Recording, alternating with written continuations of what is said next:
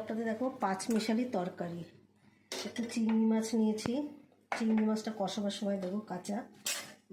ধনে নিলাম, হলুদ নিলাম, নুন নিলাম, এখানে লঙ্কা, আদা, জিরে বাটা রয়েছে। এবার আমি একটা তেজপাতা দিলাম,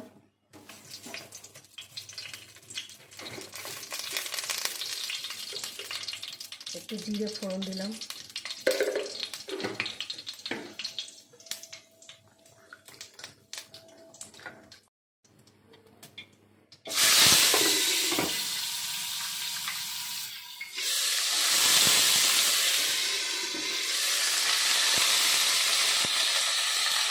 বন্ধুরা আমি এখন দেখুন হলুদ দিয়ে দিলাম।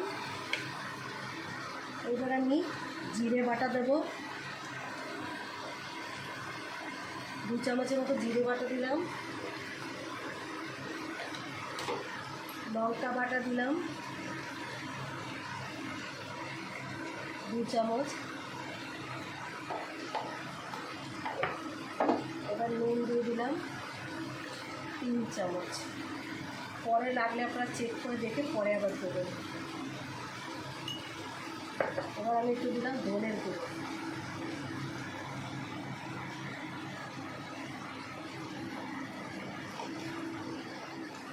ব্যাস। আমি এবার সবজিটা নাড়াচাড়া করে ঢেকে দেবো।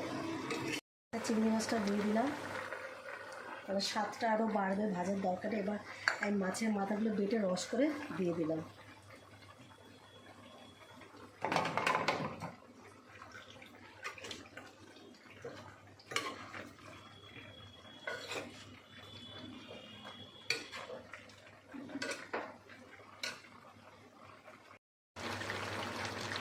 বন্ধুরা এবার দেখুন আমি একটু পরিমাণ মতো একটু চিনি দিলাম তরকারিটা স্বাদ হওয়ার জন্য।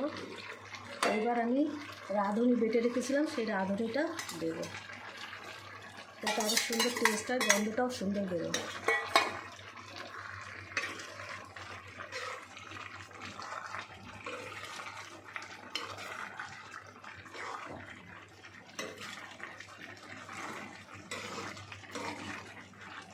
দেখুন আমার পুরো রান্নাটা কমপ্লিট হয়ে গেল।